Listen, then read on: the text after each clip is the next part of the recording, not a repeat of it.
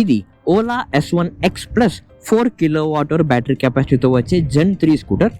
ఇది 242 kilometres of IDC range claim చేస్తుంది, 242 కిలోమీటర్లు. కానీ ఫుల్ ఛార్జ్లో ఎకో మోడ్లో 185 కిలోమీటర్లు on the dash board, normal మోడ్లో 146 కిలోమీటర్ల ఆఫ్ రేంజ్ మాత్రమే చూపిస్తుంది. ప్రస్తుతం స్కూటర్లో 66% ఆఫ్ ఛార్జ్ బ్యాలెన్స్ ఉంది. రేంజ్ చూపిస్తుంది 98 కిలోమీటర్లు in normal mode, and sports మోడ్లో 87 కిలోమీటర్స్, అండ్ ఎకో మోడ్లో 122 కిలోమీటర్స్ ఆఫ్ రేంజ్ క్లెయిమ్. చాలా భారీ రేంజ్ క్లెయిమ్ అయితే ఈ బండి చేస్తుంది. దీంట్లో ఇప్పుడు break by wire, mid drive IPM motor, ఇంకా చాలా అప్డేట్స్ ఉన్నాయి. ప్రతి విషయం గురించి ఇవాళ మనం మాట్లాడుతూ డ్రైవ్ చేద్దాం. ఫస్ట్ అప్డేట్ వచ్చేసి దీంట్లో హబ్ మోటార్ తీసేసి మిడ్ డ్రైవ్ IPM మోటార్ పెట్టారు విత్ చైన్ డ్రైవ్. దాని వలన మీరు ఎప్పుడు యాక్సిలరేట్ చేసినా ఒక వైనింగ్ సౌండ్ అయితే వస్తుంది, చూపిస్తా. ఇది దీంట్లోని వైనింగ్ సౌండ్. ఇది సౌండ్ మీకు కొంచెం కొత్తలో కొంచెం ఇబ్బందిగా ఉన్నా తర్వాత అలవాటు చేసుకోవాలి. అండ్ ఈ సౌండ్ ని కనుక మీరు పెరగకుండా ఉంచుకోవాలి అనుకుంటే ఫ్రీక్వెంట్ గా లూబ్రికేట్ చేస్తూ ఉంచుకోవాలి. దీంట్లో మీకు 3 డ్రైవింగ్ మోడ్స్ వస్తాయి, eco, normal and sports mode. ఒకసారి దీంట్లో స్పోర్ట్స్ మోడ్ లో యాక్సిలరేషన్ చూద్దాం. రెడీ? ఒకసారి మనం 0కి వెళ్దాం. Ready? 0, ready, 3, 2, 1, full throttle. Lag okay, 25, 30, 35, 40, 45, 55, 60 అదిరిపోయింది యాక్సిలరేషన్. దీంట్లో టప్పుడు వచ్చేసి 125 kmph, 92 దాకా వెళ్ళాం. And company claims that 0 to 40 kmph speed దాకా కేవలం 2.7 సెకండ్స్లో వెళ్ళొచ్చని, అండ్ 0 to 60 kmph కేవలం 4.7 సెకండ్స్లో వెళ్ళొచ్చని. 1 to 2 సెకండ్స్ ఆఫ్ ల్యాగ్ ఉంది దీంట్లో. కానీ బండి అయితే మాత్రం బాగా అజైల్గా ఉందండి. సెకండ్ జనరేషన్ కంటే ఈ స్కూటర్ యొక్క ride quality and ride comfort దీంట్లో ఇంకొంచెం బాగుంది. 4.3 ఇంచ్ ఆఫ్ డిస్ప్లే వస్తుంది. ఓలా చెప్పేది వచ్చేసి సెకండ్ జనరేషన్ లో black and white dash board ఉండేది, ఇప్పుడు థర్డ్ జనరేషన్ లో దీన్ని కలర్ చేశారని చెప్పి. కానీ దీంట్లో కలర్ కేవలం 3 విషయాల్లో వస్తుంది. ఒకటి, మీరు ఇలాగా ఇండికేటర్ వాడితే, లేదా బండి స్టాండ్ వేసి ఉంటే. ఉప్సీ, ఏదో యాక్సిడెంట్ అయింది, మీరు జాగ్రత్తగా నడపండి ప్లీజ్. స్టాండ్ గురించి ఒక ఇండికేటర్ వస్తుంది, అండ్ రివర్స్ చేస్తున్నప్పుడు బ్లూ కలర్ ఫాంట్ వస్తుంది, అంతే. అంతకు మించి వేరే కలర్లో చూపించే ఇన్ఫర్మేషన్ దీంట్లో లేదు కూడా. Speedometer, battery left, range left, and trip information, అంతే. దీంట్లో మీకు రివర్స్ గేర్ కూడా ఉంది. అది ఎలా అంటే, ఈ ఆర్ బటన్ నుంచి చూసారు, దీన్ని ప్రెస్ చేస్తే బ్లూ కలర్లో వస్తుంది రివర్స్ అని చెప్పి. యాక్సిలరేట్ ఇస్తే బండి మూవ్ అవ్వదు, యాక్సిలరేటర్ అని వెనక్కి తిప్పితే బండి స్లోగా 4 kmph స్పీడ్ దాకా వెనక్కి వెళ్తుంది. అండ్ రివర్స్ ఆఫ్ చేయాలన్నా కూడా సేమ్ ఆర్ ప్రెస్ చేస్తే ఆఫ్ అయిపోతుంది. ఇంకా తర్వాత ఇందులో మీకు బ్రేక్ బై వైర్ వస్తుంది. అంటే బేసిక్గా ఏంటంటే, మీరు బ్రేక్ వాడిన ప్రతిసారి మీరు బ్రేక్ కొద్దిగా ప్రెస్ చేయగానే బండి ఫస్ట్ రీజనరేట్ అవుతుంది, అండ్ ఆ రీజనరేట్ అయ్యే సౌండ్ని మీరు క్లియర్గా వినొచ్చు. సో బండి ఫస్ట్ రీజనరేట్ అయ్యి ఆ బ్రేక్ని ఇంకొంచెం బలంగా వాడితే అప్పుడు బ్రేక్స్ అప్లై అవ్వడం స్టార్ట్ అవుతుంది, అండ్ అప్పుడు బ్రేకింగ్ స్ట్రెంగ్త్ అనేది ఇంప్రూవ్ అవుతుంది. బ్రేక్ బై వైర్తో వచ్చే రీజనరేషనే కాకుండా ఫోర్స్ రీజనరేషన్ ఉంది, అంటే ఇప్పుడు ఏం చేసింది, అండ్ కోస్టింగ్ రీజనరేషన్ ఉంది. యాక్సిలరేటర్ వదిలేస్తే బండి తనే రీజనరేట్ అవుతుంది, అండ్ ఛార్జ్ తగ్గే కొద్దీ ఈ రీజనరేషన్ స్ట్రెంగ్త్ అనేది పెరుగుతూ ఉంటుంది. ఒకసారి మనం దీంట్లోని కోస్టింగ్ రీజనరేషన్ స్ట్రెంగ్త్ చూద్దాం. రెడీ? Let's accelerate. 50, 55, 60. రెడీ? 1, 2, 3, 4, 5, 6. పర్లేదు, అంత స్ట్రాంగ్ కాదు కానీ డీసెంట్ స్ట్రెంగ్త్ ఇది. కానీ ఫోర్స్ రీజన్ ఒకసారి చూద్దాం. రెడీ? 3, 2, 1, 1, 2, 3, 4, 5. ఇది ఆల్మోస్ట్ కోస్టింగ్ రీజనరేషన్ కంటే ట్వైస్ స్ట్రాంగ్గా ఉంది. ఇప్పుడు అసలైంది, దీన్ని బ్రేకింగ్ స్ట్రెంగ్త్ చూద్దాం. నైస్. ఇంకోసారి చూద్దాం. Ready? Let's accelerate. 30, 35, 40 and break. బాగానే ఉంది, స్ట్రాంగ్గానే ఉంది. కానీ ఇంకొంచెం స్ట్రాంగ్ చేయాలంటే మాత్రం ఫోర్స్ రీజన్తో పాటుగా బ్రేక్ వాడితే బండి బ్రేకింగ్ స్ట్రెంగ్త్ ఇంకా స్ట్రాంగ్ అవుతుంది. ఒకసారి ఇప్పుడు ట్రై చేద్దాం. 65 force reason and then brake. ఇప్పుడు దీని బ్రేకింగ్ స్ట్రెంగ్త్ ఖచ్చితంగా ఇంప్రూవ్ అయింది ఫ్రమ్ ద రెగ్యులర్ బ్రేక్స్. కాకపోతే దీంట్లో ఎంత స్ట్రాంగ్ బ్రేక్స్ వాడినా బ్రేకింగ్ స్ట్రెంగ్త్ కొంచెం తక్కువలో ఉంది, అండ్ టైర్ ట్రాక్షన్ కొంచెం తక్కువ ఉంది అనే ఫీలింగ్ అయితే ఉంది. రోడ్డు ఖాళీ ఉంది. ఇంకోసారి స్పోర్ట్స్ మోడ్ ట్రై చేద్దామా? Ready? Sports mode. 3, 2, 1. Lag. Okay, 25, 30, 35, 45, 50, 60. అద్దరింది యాక్సిలరేషన్ అయితే, అద్దరింది. దీంట్లో రోడ్డు బాగాలేదు, కొంచెం స్లోగా వెళ్తాం. యాక్సిలరేషన్ అయితే అద్దరింది. అండ్ దీంట్లో మీకు క్రూజ్ కంట్రోల్ కూడా ఉంది ఇక్కడ. ఇది మీకు ఆన్ హైవే ఉపయోగపడవచ్చు, అండ్ నొక్కగానే ఆన్ అయిపోయింది. ఇదే దీంట్లో వచ్చే సమస్య. క్రూజ్ కంట్రోల్ ఎప్పుడు ఒక బటన్ నొక్కగానే ఆన్ అయిపోయేలాగా ఉంటే మీ కంట్రోల్లో ఉండదు, యాక్సిడెంట్ అది కూడా ప్రెస్ అవ్వచ్చు. దాని బదులు క్రూజ్ కంట్రోల్కి కనీసం 2 బటన్లు ఇచ్చింటే బాగుండేది. ఒకటి to start it, and second to activate it. ఒకటే బటన్ వల్ల కొంచెం జాగ్రత్తగా ఉండాలి మీరు. మోటార్ హబ్ మోటార్ నుంచి మిడ్ డ్రైవ్ ఐపీఎం మోటార్కి మార్చారు and the break by wire. ఈ మిడ్ డ్రైవ్ ఐపీఎం మోటార్కి అప్డేట్ అవ్వడం వలన మీకు 3 అడ్వాంటేజ్లు. ఒకటి, ఇదివరకు వచ్చే హబ్ మోటార్తో పోలిస్తే mid drive IPM motor more పవర్ఫుల్గా ఉంటుంది అండ్ మోర్ స్ట్రాంగర్ యాక్సిలరేషన్ ఇస్తుంది. అంటే మీరు కనుక స్పోర్ట్స్ మోడ్లో ఫుల్ యాక్సిలరేట్ చేయాలి అన్నా, ఆ కిక్ రావాలన్నా హబ్ మోటార్ బాగా సాఫ్ట్గా ఉంటుంది. ఇది కొంచెం స్ట్రాంగ్ యాక్సిలరేషన్ అయితే ఇస్తుంది. హబ్ మోటార్ అనేది రేర్ టైర్తో అటాచ్ అయి ఉండటం వలన రేర్ టైర్ ఎప్పుడైనా పంచర్ అయితే కనుక అది కొంచెం complicated process to get it fixed. ఈ మిడ్ డ్రైవ్ మోటార్ వలన టైర్ సపరేట్గా ఉంటుంది అండ్ మోటార్ సపరేట్గా ఉంటుంది కాబట్టి పంచర్ అయితే దాన్ని ఫిక్స్ చేయడం ఈజీ. అండ్ మూడవది, హబ్ మోటార్తో పోలిస్తే ఇది కొంచెం రిలయబుల్ మోటార్, లాంగ్ లాస్టింగ్గా ఉంటుంది.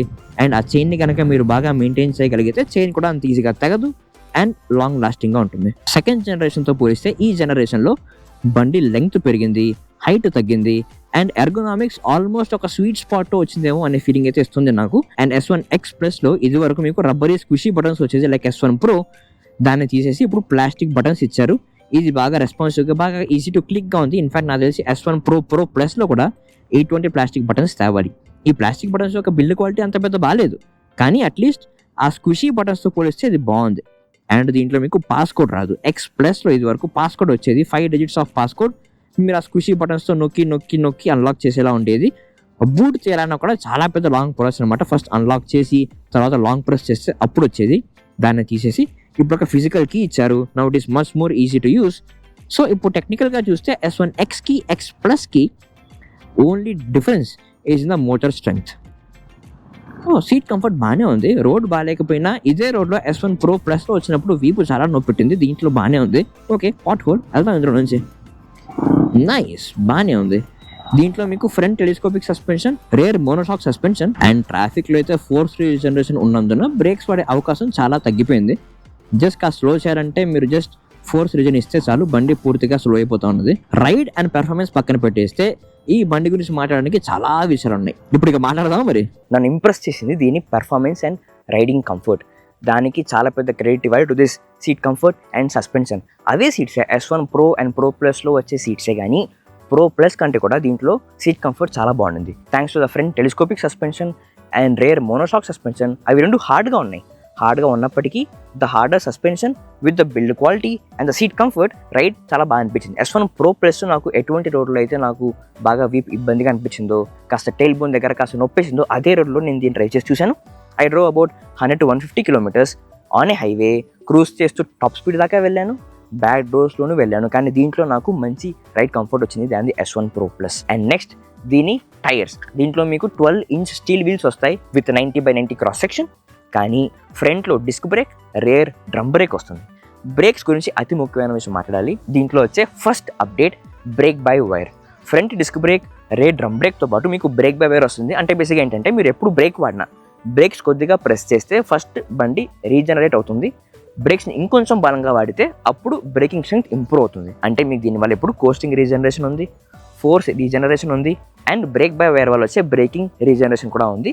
అందువల్ల ఇన్సైడ్ సిటీ ట్రాఫిక్ జామ్లో వెళ్తూ ఉండాలి, బ్రేక్స్ వాడుతూ ఉండాలి, బండి ఆపాలి, యాక్సిలరేట్ చేయాలి, అలా అయితే కనుక రేంజ్ ఎక్కువ వచ్చే అవకాశం ఉన్నది. సెకండ్ ఇంపార్టెంట్ అప్డేట్ దీంట్లోని మోటార్.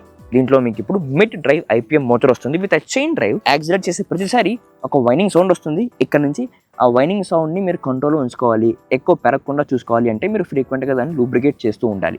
ఈ మిడ్ డ్రైవ్ ఐపీఎం మోటార్ వల్ల మీకు 3 అడ్వాంటేజ్లు. ఒకటి, it is more reliable than hub motor. And second, acceleration strength improve అయింది. అండ్ థర్డ్, రేర్ టైర్తో అటాచ్ అయి ఉండే హబ్ మోటార్తో పోలిస్తే దీంట్లో మీకు రేర్ టైర్ పంచర్ అయితే సరి చేయడం చాలా ఈజీ. టైర్ సపరేట్గా ఉంటుంది అండ్ మోటార్ సపరేట్గా ఉంటుంది కాబట్టి ఇట్ ఈస్ ఈజీ. ఇప్పుడు మిడ్ డ్రైవ్ ఐపీఎం మోటార్ వలన with a peak power of 11 kilowatt దీంట్లో యాక్సిలరేషన్ చాలా స్ట్రాంగ్ అయింది. దీంట్లో బేసిక్గా 3 డ్రైవింగ్ మోడ్స్ ఉంటాయి: eco, normal and sports mode. దీంట్లో claim top speed is 125 kmph. కాన్ఫిడెంట్గా అండ్ కంఫర్టబుల్గా 120 kmph స్పీడ్ దాకా యాక్సిలరేట్ చేయగలిగాను. ఇన్ కంపారిజన్ S1 Pro Plusలో 110 చేరగానే బండి చాలా వీక్గా, అంత కాన్ఫిడెంట్ రైడ్ రాలేదు. It's because of the build quality. అందులో మీకు ఇంత పెద్ద డాష్ బోర్డ్ ఉంటుంది ఫ్రంట్లో అండ్ చాలా హాలో స్పేస్ ఉంటుంది కాబట్టి డ్రాగ్ ఎక్కువ ఉంటుంది. అండ్ ఆ weaker build quality hollow spaces వల్ల 110 దాకా చేరుకోగానే కాన్ఫిడెన్స్ కాస్త తగ్గింది. ఫ్రంట్ స్ట్రక్చర్ కొంచెం షేక్ అవడం స్టార్ట్ అయింది. కానీ దీంట్లో because of the small 4.3-inch dash board, దీంట్లో హాలో స్పేసెస్ బాగా తక్కువ ఉంది అండ్ బిల్డ్ క్వాలిటీ దాంతో పోలిస్తే దీంట్లో కొంచెం బాగుంది అనే ఫీలింగ్ ఇచ్చింది కనుక because of the smaller structure 120 kmph speed దాకా వెళ్ళినా కూడా కాన్ఫిడెంట్ రైడ్ వచ్చింది. అండ్ దాంట్లో ఒక 2-3 kilometers క్రూజ్ చేసాం కూడా. ఇంకా దీంట్లో మీకు ఇప్పుడు పాస్ కోడ్ రాదు. S1 X+ సెకండ్ జనరేషన్లో మీకు పాస్ కోడ్ వచ్చేది. 5 digits of pass code type చేస్తే బండి అన్లాక్ అయ్యేది. కానీ దాంట్లో చాలా సమస్యలు వచ్చేవి. పని చేస్తుంది, ఒక్కోసారి పని చేయదు, ఒక్కోసారి డాష్ బోర్డ్ రీస్టార్ట్ లూప్లోకి వెళ్ళిపోతుంది. ఇప్పుడు దాన్ని తీసేసి ఒక ఫిజికల్ కీ ఇచ్చారు S1 X లాగా. చూడడానికి అయితే ఇది S1 X అండ్ X+ రెండు ఒకటేలా ఉంటుంది. It comes with a physical key, ఒకటే లుక్స్, అన్నీ ఒకటే.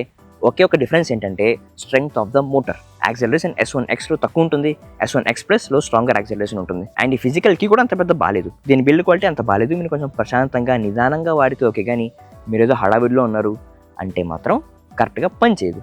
కొంచెం ఎక్కువ ప్రెస్ చేసి లోపలికి వెళ్ళిపోద్ది, కొంచెం తక్కువ పడితే తక్కువ లాగుద్ది. నిదానంగా ప్రశాంతంగా తిప్పితే అప్పుడు పని చేస్తుంది.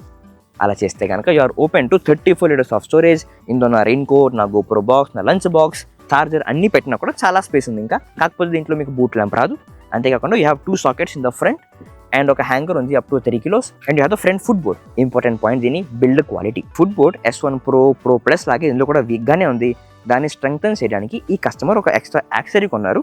అది బాగా సాలిడ్గా అండ్ ప్రీమియంగా ఉంది. దాని వలన ఫ్రంట్ స్ట్రక్చర్ కొంచెం స్ట్రాంగ్గా అయింది అనే ఫీలింగ్ అయితే వచ్చింది. రైడ్ కంఫర్ట్ కూడా, రైడ్ కాన్ఫిడెన్స్ కూడా ఇంప్రూవ్ అయింది ఇందువలన because of the stronger accessory of the foot board. ఇంతేకాకుండా you have the panel gaps. ఇందులో కూడా ఉన్నాయి. S1 Pro Plus last generation లాగే ఇందులో కూడా ప్యానల్ గ్యాప్స్ ఉన్నాయి. ఇక్కడ ఉంది ప్యానల్ గ్యాప్, ఇక్కడ ఫ్రంట్లో ఉంది, ఇక్కడ ఉన్నాయి. ప్యానల్ గ్యాప్స్ అయితే ఉన్నాయి, కానీ ప్లాస్టిక్ ఫ్రేమ్స్ కొంచెం లాస్ట్ జనరేషన్ కంటే ఈసారి కొంచెం స్ట్రాంగ్ అయినట్టు నాకు ఫీలింగ్ వచ్చింది. అండ్ నెక్స్ట్ దీని హ్యాండిల్ బటన్స్. ఇందులో మీకు ఫైనల్లీ ఒక ప్లాస్టిక్ స్విచ్లు వస్తాయి. X1 X+ లాస్ట్ జనరేషన్లో మీకు రబ్బరీ స్క్విషీ బటన్స్ వచ్చేవి, just like S1 Pro and Pro Plus. అవి పని చేస్తుందా, పని చేయట్లేదు అని చెప్పి మనకి కాన్ఫిడెన్స్ రాదు. దాన్ని తీసేసి S1 X లాగే ఇక్కడ కూడా బటన్స్ ఇచ్చారు. టు బి వెరీ హానెస్ట్, ఇది అంత మంచి బిల్డ్ క్వాలిటీ కాదు, చాలా వీక్ అండ్ బ్రిటిల్ ప్లాస్టిక్. ఇది కాస్త బలంగా ఏమైనా తగిలితే ఇది విరిగిపోయేలాగే ఉంది. కానీ ఆ రబ్బరీ స్క్విషీతో పోలిస్తే ఇది బాగుంది. దీన్ని ఇంకొంచెం ఇంప్రూవ్ చేయాలి అఫ్ కోర్స్ విత్ టైం. కానీ ప్రస్తుతానికి అయితే to start of it is a good improvement. తర్వాత దీని డాష్ బోర్డ్. ఇందులో మీకు ఒక 4.3 inch LCD డిస్ప్లే వస్తుంది. Ola claims this is a colour display. కాకపోతే దీంట్లో మరి కలర్లో చూపించడానికి ఏముందో నాకైతే అర్థం కావట్లేదు. ఇందులో ఉండేదే speedometer, range and charge left. ఇంకా మిగతావన్నీ same pillion foot rest, same grab rail, అన్నీ సేమే. కానీ అతి ముఖ్యమైన అప్డేట్ మాత్రం ఇందులోని రేంజ్ క్లెయిమ్. దీంట్లో మీకు 4 kWh బ్యాటరీ కెపాసిటీతో వస్తూ దీంట్లో 242 kilometers IDC రేంజ్ క్లెయిమ్ చేస్తుంది ఓలా. అండ్ ఫుల్ ఛార్జ్లో ఎకో మోడ్లో on the dash board 185 kilometers range claim చేస్తుంది. ఇంకా దీని నార్మల్ మోడ్లో 146 kilometers రేంజ్ క్లెయిమ్ ఇస్తుంది. స్పోర్ట్స్ మోడ్లో 127 kilometers ఆఫ్ రేంజ్ క్లెయిమ్. అసలు రేంజ్ ఎంతో మనం అతి త్వరలో రేంజ్ టెస్ట్ చేస్తాం. ఆ రేంజ్ టెస్ట్ గాను మీకు ఏమైనా క్వైరీస్ ఉంటే మీరు కమెంట్స్లో మాకు తెలియజేయండి. ఇప్పుడు ఈ బండి 1,19,000 ఎక్స్-షోరూమ్ ప్రైస్కి వస్తుంది. దీని 8 years of warranty, insurance, accessories అన్నీ కలిపి రఫ్గా 1.4-1.5 lakhs దాకా వెళ్ళే అవకాశం ఉన్నది. అంత ప్రైస్ ఇచ్చి కొన్న ఈ బండి 242 kilometers of IDC range claim చేస్తూ నార్మల్ మోడ్లో, డాష్ మోడ్లో 146 kilometers ఆఫ్ రేంజ్ క్లెయిమ్ చేస్తుంది. ఈ ప్రైస్ రేంజ్ వచ్చే ఈ బండి గురించి మీకు ఏమనిపిస్తుంది? మీరు ఇది కొనాలనుకుంటున్నారా? అండ్ ఈ బండి మీకు నచ్చిందా లేదా? మీ ఒపీనియన్ మీరు మా కమెంట్స్లో తెలియజేయండి. ఇంకా దీని రేంజ్ టెస్ట్ అతి త్వరలో చేయబోతున్నాం. రేంజ్ టెస్ట్లో ఈ స్కూటర్లో నేను ఏ విషయాలు ట్రై చేయాలో, టెస్ట్ చేయాలో మీరు మా కమెంట్స్లో తెలియజేయండి.